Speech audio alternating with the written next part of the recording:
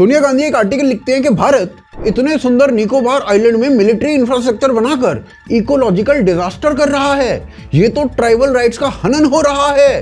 फिर उसी आर्टिकल को शेयर करते हुए राहुल गांधी लिखते हैं कि मिस एडवेंचर है जी, ये तो miss adventure, mockery of legal and deliberative processes.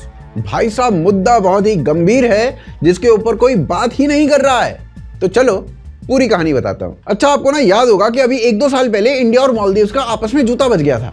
Maldives ने चाइना से दोस्ती बढ़ा ली थी और इंडिया आउट के कैंपेन चला दिए थे, याद है ना। लेकिन उस टाइम पे केवल इतना नहीं हुआ था, एक काम और हुआ था।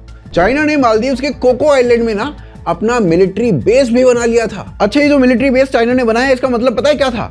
चाइना की मिलिट्री अब भारत के अंडमान एंड निकोबार द्वीप समूह से केवल 55 किलोमीटर दूर थी, यानी जब मन चाहे भारत पे अटैक करने की पोजीशन में और जब मन चाहे भारत के इतने इंपॉर्टेंट पोर्ट्स को ध्वस्त करने की पोजीशन में। और भारत के पास खुद को बचाने के लिए साउथ में मिलिट्री इंफ्रास्ट्रक्चर भी नहीं था। मतलब एक ओपन थ्रेट भारत के 55 किलोमीटर पर खड़ी है। फिर इसके जवाब में भारत कुछ करता है। अंडमान और निकोबार में जहां आज तक कभी भारत ने कोई मिलिट्री बेस नहीं बनाया, वहां भारत ने एक स्ट्रेटेजिक मिलिट्री इंफ्रास्ट्रक्चर डेवलप करना शुरू कर दिया। 2024 में ये शुरू हो चुका था और अब कंप्लीशन की ओर है। नहीं, देखो, आज की डेट में चाइना से भारत के रिश्ते बेटर हो रहे हैं। मोदी जी का बढ़िया स्वागत चाइना में हो रहा है। और इतना ही नहीं, नेपाल का प्रधानमंत्री ओली, वो भारत की शिकायत लेके चाइना के पास जाता है और चाइना के प्रेसिडेंट से लिपुलेख पास की बात करता है। और शी जिनपिंग नेपाल के प्रधानमंत्री को रिप्लाई देते हैं कि भाई देखो, ऐसा है, ये नेपाल और इंडिया का आपस का मामला है, मुझसे डिस्कस मत करो। उधर से चाइना, रशिया और इंडिया की मुलाकात के बाद अब ट्रंप की भी फट रही है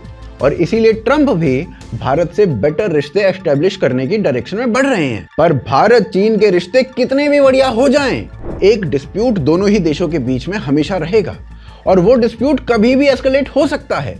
आखिर नेहरू जी भी तो हिंदी चीनी भाई भाई, हिंदी चीनी भाई भाई बोलते रह गए और उधर से चीन ने हम पर अटैक कर दिया और हमारा बहुत सारा हिस्सा छीन लिया। और इस सब को ध्यान में रखते हुए निकोबार में इस मिलिट्री इंफ्रास्ट्रक्चर की इंपॉर्टेंस आप, मैं, हम सब समझ सकते हैं, लेकिन ये समझ राहुल गांधी और सोनिया गांधी में नहीं आ रही है।